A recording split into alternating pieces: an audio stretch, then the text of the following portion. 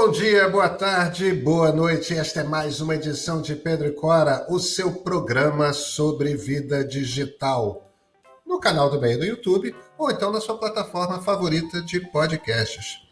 Eu sou Pedro Dória, ao meu lado está Cora Rona. E Cora Rona, qual é o nosso assunto de hoje? Olha, hoje nós vamos falar de uma nova forma de contar histórias. No fundo, é isso. No fundo é isso. A gente, por um acaso, também vai falar sobre a guerra aberta que existe entre YouTube, Instagram e TikTok. E olha, não vai ficar nessas três porque ainda tem uma quarta, outra rede de vídeos chinesa que vai entrar nessa parada. O que isso tem a ver com contar histórias? Vem com a gente.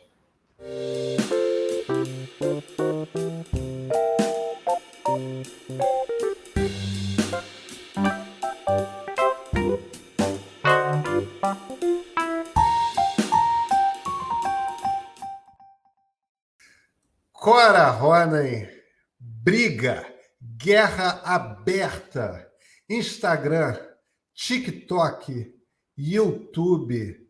E olha, ainda tem uma outra chinesa entrando aí na parada. Você está acompanhando essa história? Mais ou menos.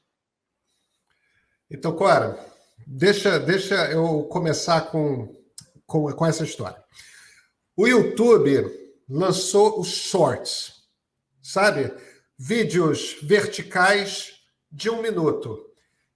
Que outra plataforma tem vídeos verticais de 1 minuto que você conhece, Cora? Snapchat, Instagram, TikTok. TikTok. Cora, é que a gente que já tem mais fios brancos do que deveríamos ter, a gente não tem prestado atenção o suficiente no TikTok. Mas a App Annie, que é a grande empresa que fica fazendo monitoramento de todas essas redes sociais, dos aplicativos, de como é que quem está sendo usado mais, quem está sendo usado menos, descobriu que no mês de maio, nos Estados Unidos e no Reino Unido, o aplicativo TikTok foi mais usado do que o YouTube. Mais horas de TikTok do que YouTube. E olha, o Instagram ficou para trás das duas. Ou seja, a maneira como o YouTube está trabalhando não é por qualquer motivo, não. O que o YouTube está fazendo está começando a se defender do TikTok e botou ali videozinhos verticais de 1 minuto. Quer dizer, é aquele vídeo para você ver na tela do celular mesmo. Agora, o mais interessante é o seguinte. O que o TikTok fez? Passou seus vídeos para 3 minutos. Você agora pode fazer vídeos de até 3 minutos do TikTok. Continuam verticais, mas qual é a lógica? A lógica é o seguinte. Tem a dancinha, né? As muitas dancinhas de TikTok. Tem os bebês fofinhos que pronunciam muito bem cada palavra com cada sílaba no seu lugar. Você tem as muitas dublagens. Mas tem uma hora que a faixa etária que consome esse tipo de vídeo é uma. Outras faixas etárias, principalmente pessoas com mais de 30 anos, buscam em vídeo informação, conteúdo de toda sorte. Pode ser sobre videogames, pode ser sobre antropologia, pode ser sobre política, pode ser como nós estamos aqui falando de digital. Só que aí você precisa de mais tempo. Então a maneira de você atrair gente é você dando para os produtores de conteúdo mais tempo. Então, estamos vendo aí essa briga TikTok e YouTube, e o Instagram ficando para trás. O Instagram, Cora, fez 2 anúncios no último mês e meio. O primeiro anúncio a gente já falou aqui numa edição passada do Pedro e Cora, que eles apresentaram uma gama de possibilidades das pessoas que produzem conteúdo no Instagram de ganhar dinheiro.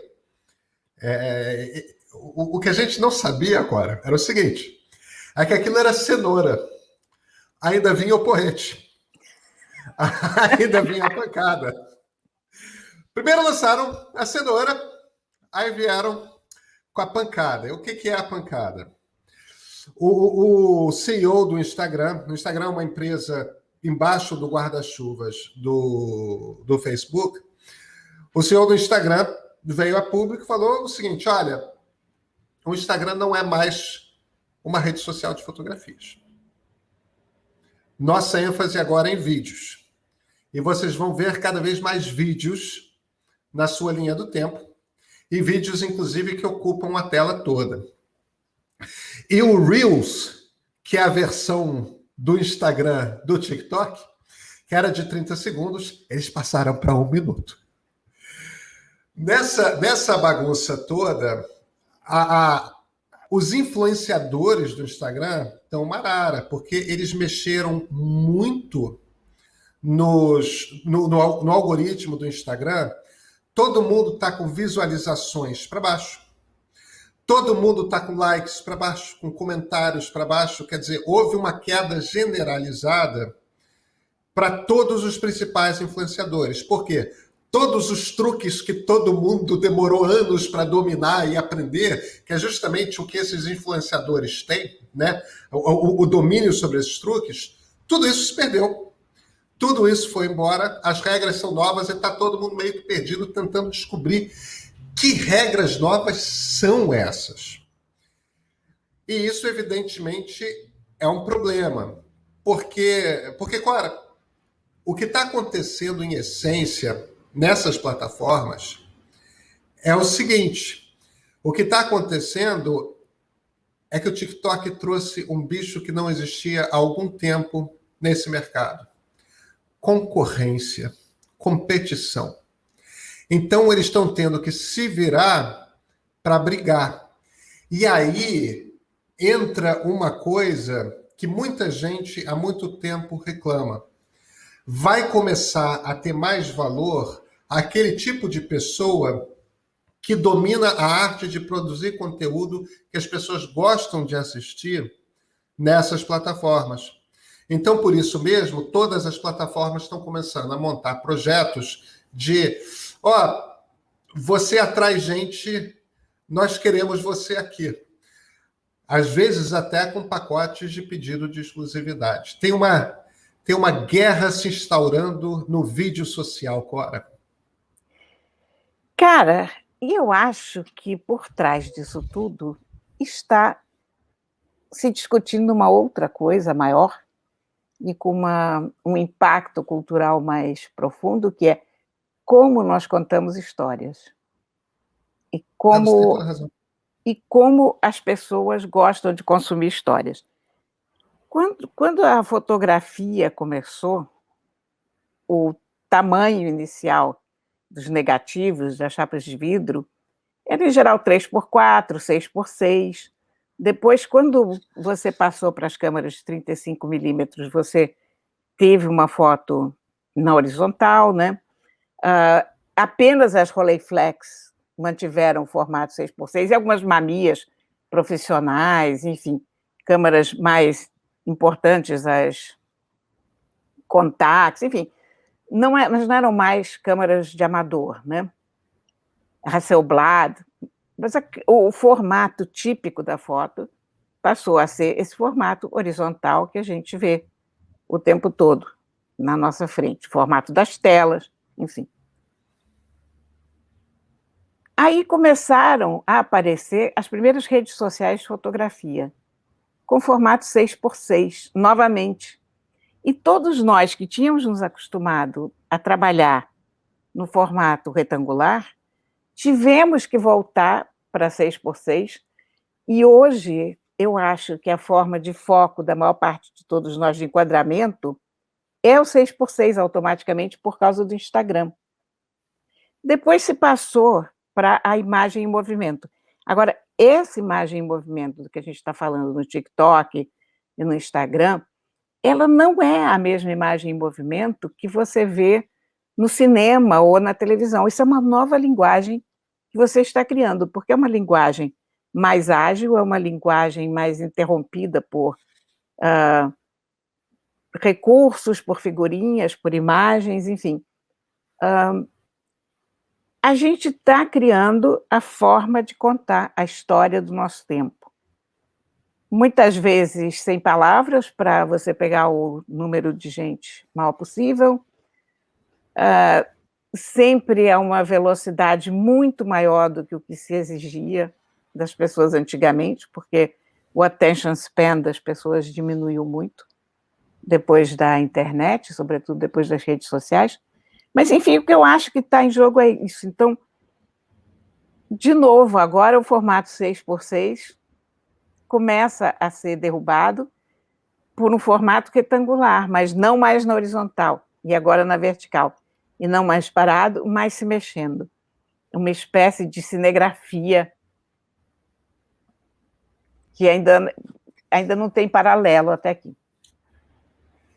Você sabe, você está falando isso, me lembrou imediatamente uma história que você certamente conhece, né? O cinema no início era quadrado.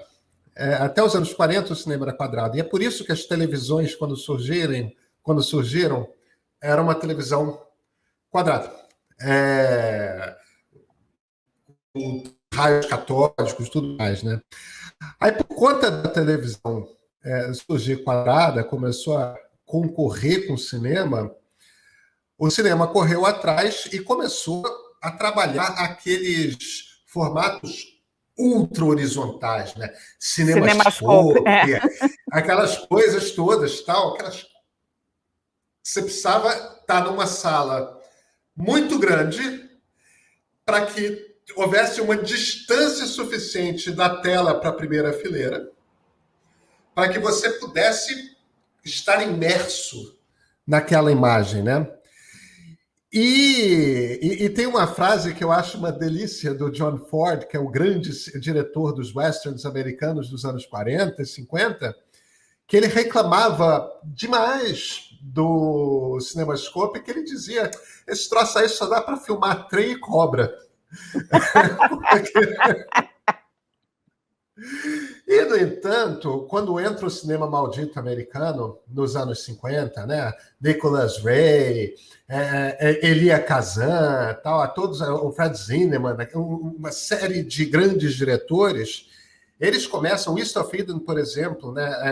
Do Elia Kazan, tem uma tomada logo de início em que o James Dean está indo atrás da mãe e a mãe está num canto da superior da tela, o James Dean está sorrateiro indo bastante atrás, no outro canto inferior, e a fotografia é um deslumbre de Monterey, na Califórnia, tudo mais, ainda nos anos 10, 20. E, quer dizer, aprendeu-se a produzir. Depois você vê com aquelas coisas belíssimas, né? Lawrence da Arábia, a Noviça Rebelde. Quer dizer, os cineastas aprendem a usar aquele formato. É justamente isso que você está falando. Por que a dancinha do TikTok aparece? Porque você não tem muito espaço lateral e você tem espaço para o corpo inteiro, né? Então, você fica fazendo aquela dancinha em que você não se mexe muito. E o celular está fixo. Essa é a primeira coisa que as pessoas sabem fazer, porque é a primeira coisa que elas imaginam fazer. Mas, aos poucos, essas plataformas todas estão brincando. E se eu der 3 minutos nesse modelo? O que as pessoas vão produzir se elas tiverem 3 minutos? O que elas vão produzir se... A diferença é que não são mais os grandes fotógrafos do cinema, os grandes diretores. É a criatividade coletiva do mundo que está inventando o que se faz com essas linguagens, né? É isso, e uma coisa que eu começo a pensar é até que ponto que a imagem estática vai sobreviver, a fotografia. Você vai dizer, a fotografia sobreviverá para sempre, porque você vai ter sempre a fotografia em livros, você vai ter sempre um porta-retrato que precisa de uma foto. Sob esse aspecto, os porta-retratos de tela nunca pegaram inteiramente, né? Você lembra aquela ideia que você teria um porta-retrato digital e a foto iria mudando o tempo todo? Isso não colou. Quer dizer, a fotografia permanece ainda como um documento. Mas a gente caminha, quer dizer, a humanidade inventa formas de contar histórias, de contar a sua história, de entreter os outros, né?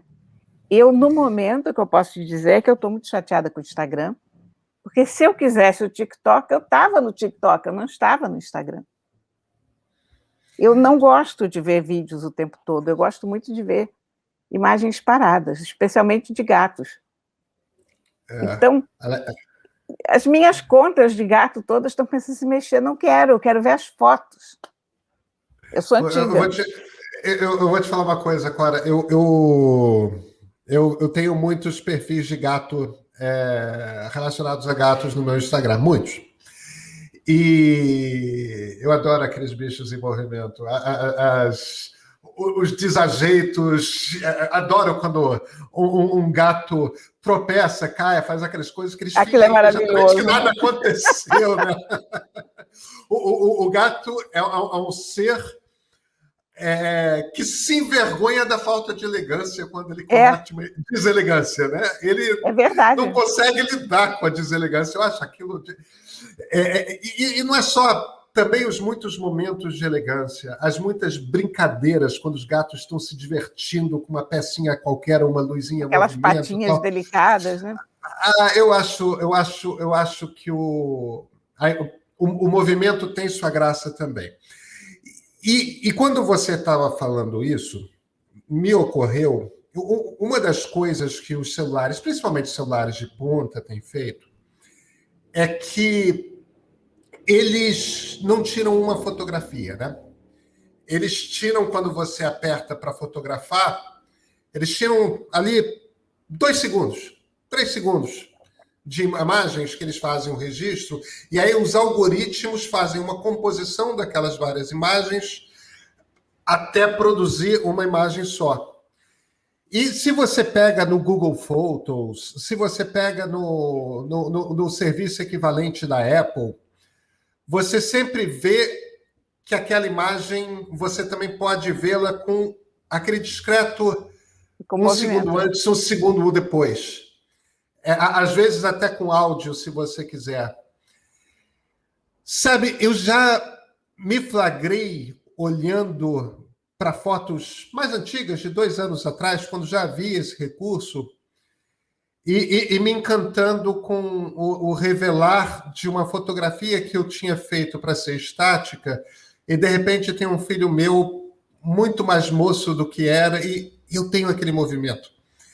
Quer dizer, é uma fotografia, mas também é possível ter aquilo como um microvídeo. Eu acho que tem sua graça, Cora. Eu acho que tem sua graça, sabe? Tem. Olha, imagina, eu sei disso porque eu, durante muito tempo, na verdade só parei com a pandemia, eu mantive um projeto que era 1 segundo por dia.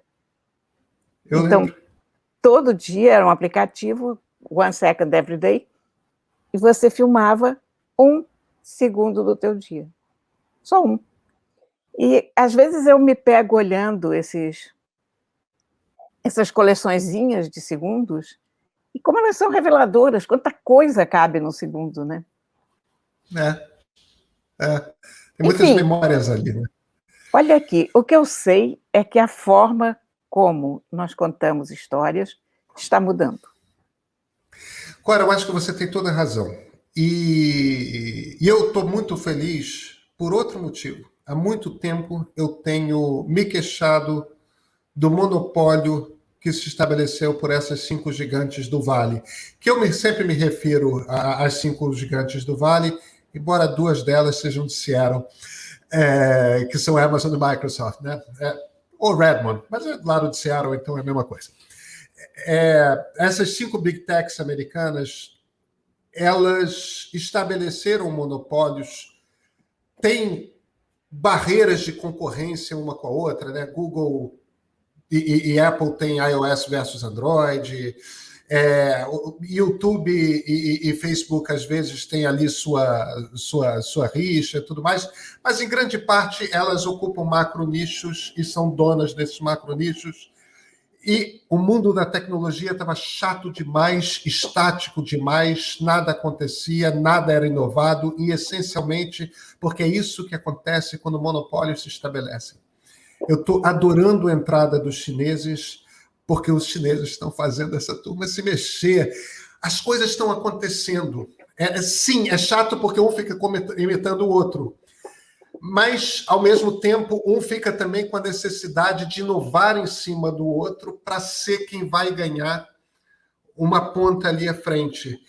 E eu não sei se você sabe, Cora, está começando a entrar com força em vários lugares, inclusive aqui no Brasil, uma outra rede social de vídeos chinesa chamada Kawaii, que muita gente está chamando de Kawaii aqui no Brasil, na verdade é Kwai, que é a abreviação de uma palavra chinesa, mas, ou seja, as coisas perigam começar a ficar interessantes de novo por causa da entrada dos chineses nesse jogo. Eu estou adorando. Vamos aprender mandarim. Vamos aprender mandarim. Nós falamos na sexta, Cora? Com certeza. Então, até lá.